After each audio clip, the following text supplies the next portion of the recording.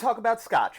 If you've tried Scotch before and you liked it but you're not really sure where to go, or on the other hand, if you tried Scotch and you hated it and you're not really sure why, this video is perfect for you. Before I get into it, like, comment, subscribe, bell, do that stuff. Alright, let's go. So, a quick lesson on what Scotch is. Scotch is a whiskey that has to be made in Scotland, it has to be bottled at 40% alcohol, it has to be aged in oak for at least 3 years, it has to be made from 100% malted barley, and we're going to be talking really just about single malts in this video. So a single malt, to dissect that phrase, it's basically a single distillery, 100% malted barley. That's what single malt means. So you can have a blend of years, you can have a blend of different batches, but it all has to be 100% malted barley, and it all has to come from one single distillery. So I've got two Scotches that I'm going to taste here. I have one of my favorites currently, and one of the first Scotches that I ever tasted, and they are as far away from one another on the flavor spectrum as you could possibly imagine. After I taste them, I'm going to run through some popular ones, or some stuff that I just really like,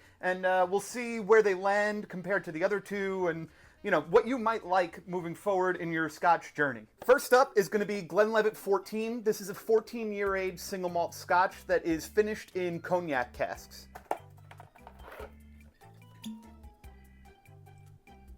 This is one of my favorite Scotches, not even just for the money, just overall. Runs you somewhere around 70, 80 bucks, and it's absolutely delicious stuff. This is something I recommend to anybody who asks me about Scotch if they're not into peaty, smoky stuff, which we'll get into after this. So the nose, like orchard fruit, apple, maybe peach, honey.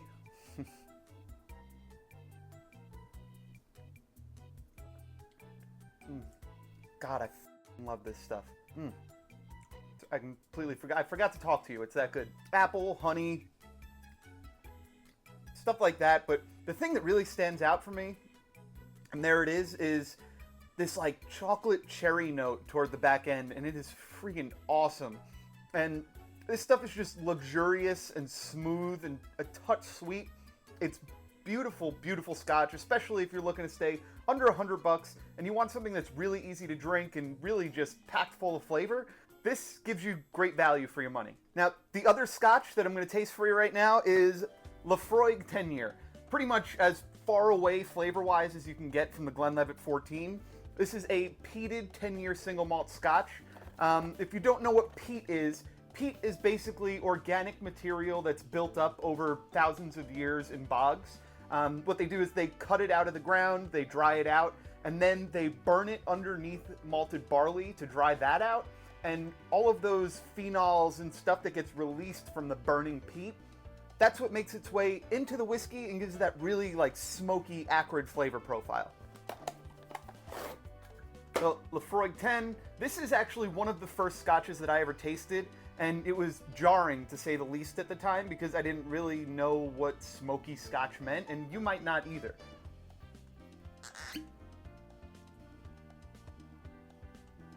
Yeah, I mean, like right away, it's iodine is what I always think of. Like a medicinal smokiness to it. Peat can come off in a lot of different ways. It can be more barbecue smoke, but this particular Scotch, Laphroaig 10-year, it's more of this like iodine, briny kind of thing. It's kind of hard to describe, but it's definitely something that if you've never experienced, it's kind of shocking to have coming out of your glass. On the palate, it's not as abrasive as it is on the nose.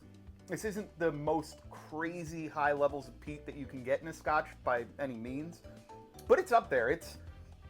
If you were thinking about maybe putting it on a scale, the Laphroaig 10-year, I would probably put it an 8 or a 9. It's not crazy, but it is definitely peated. There is no mistaking it at all. There's a little bit of sweetness to this, but not a lot, not quite as much as the Glenlivet 14. But like I said, just totally opposite ends of the flavor spectrum. Your Glenlivet 14, those sweeter, fruitier notes with that kind of like honey and chocolate-covered cherry on the back end. Laphroaig 10, it's all about the peat for the most part. It's that big iodine note that carries through on the nose and the palate. Touch of sweetness. It is pretty smooth and easy to drink once you get over the mental hurdle of what am I putting in my mouth. I love it. I didn't really love it at first, but I've grown to love it, and I think anyone really could, but doesn't have to. If I'm calling Laphroaig an 8, 8.5 on the flavor scale when it comes to peat, then I would probably have to put Glenlivet 14 at a 1. Right there with Macallan 12 year that's finished in sherry oak. That's another one that's essentially unpeated. You don't get any of that real acrid, smoky, medicinal kind of peat influence on either the Glenlivet 14 or Macallan 12 year.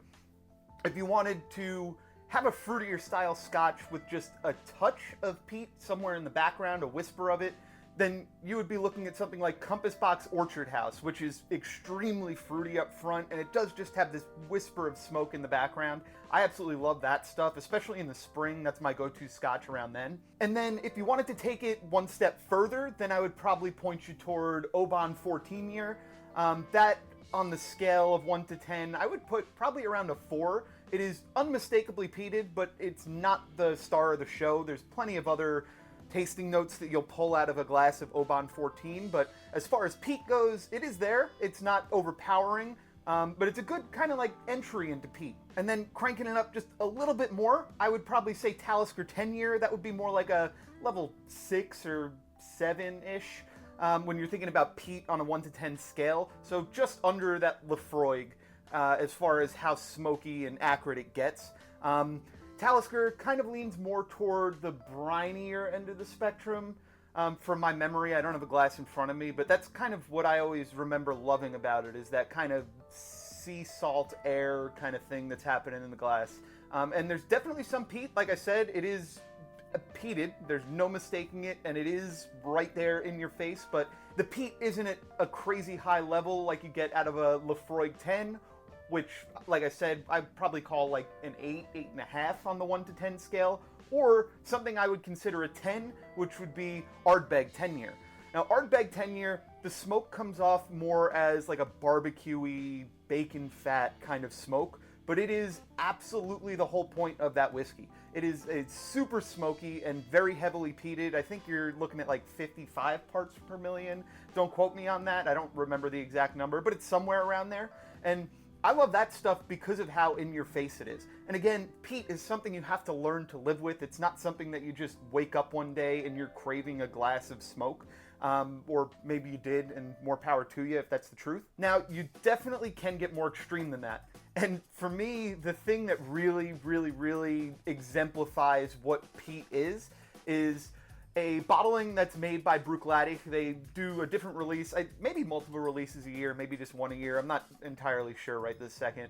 But Octomore is this crazy project that they have where they're really just pushing the boundaries on just how much peat you can squeeze into a bottle of scotch. Some of the releases of Octomore have been up at like 300 parts per million. Others are around like 100, which is double what I would call a 10 or close to a 10 on the peat scale. If you're talking about a scale of 1 to 10, Octomore would fall 14 or 15 on that scale as far as how gosh darn peated that stuff is. That was really just like a crazy bottle that I luckily got to taste a few times, and I absolutely love it. You are talking about a higher price point. We're up about like $200 is, I think, average for a release of Octomore.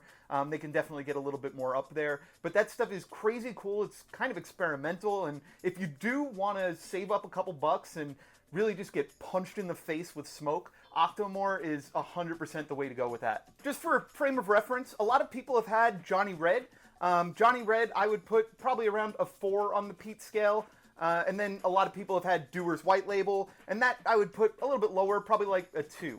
So if you've tasted, say, Johnny Red, and you liked that kind of like abrasive smokiness, then you know that you can go a little further up on the scale, if not all the way up, and get something that you might like. If you've tasted Johnny Red and you didn't like that smokiness, then definitely come back down on the scale. Look for stuff like Macallan 12 or Glenlivet 14 or Compass Box Orchard House, which, by the way, that is a blended scotch. That is not a single malt, but I put it on the list anyway because it's freaking delicious. And if you like Dewar's, but you just want something a little bit more, elevated, different, then you could definitely go up on the scale or try one of the ones on the lower end. Both of those I would consider entry-level scotches. They're not single malts, like I said. But they're tasty and everybody knows what they taste like, so I figured I may as well say something about them. If you want to check any of these bottles out, I'll have a link down in the description. Every single one of them will be listed in there, and they're all going to be available right on empirewine.com. So don't miss out on those bottles. Some of them are kind of limited, but for the most part, all of those things are generally available all year round. So if you are a new Scotch drinker or somebody that's just tried it once or twice and is curious about it, then I hope this video helped you out and you kind of have an idea of which direction to go. If you've tried something specific that I didn't talk about, which is 1,000,000% possible because there's so much out there, then leave me a comment down there and let me know what it was, and maybe I'll find something that's either the same or cranked up or down in the direction that you would like. But I'm always open to doing that, and I'm also always open to new topics. So if you have anything you'd like me to talk about, go ahead and tell me down below in the comments, because I like exploring new ideas just as much as I like explaining them. Anyway, I think that's all for me today. This is just a quick little video because of the holiday this week, but I hope it is helpful to somebody out there and entertaining to somebody else. So yeah, adios.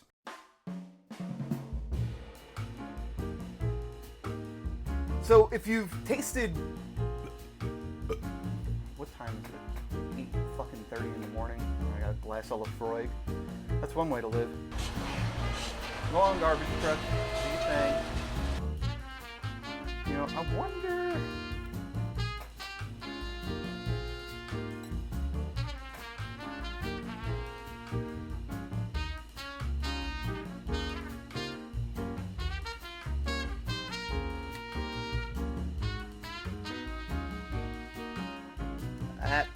Yeah, that didn't help anything. That didn't really help anything at all.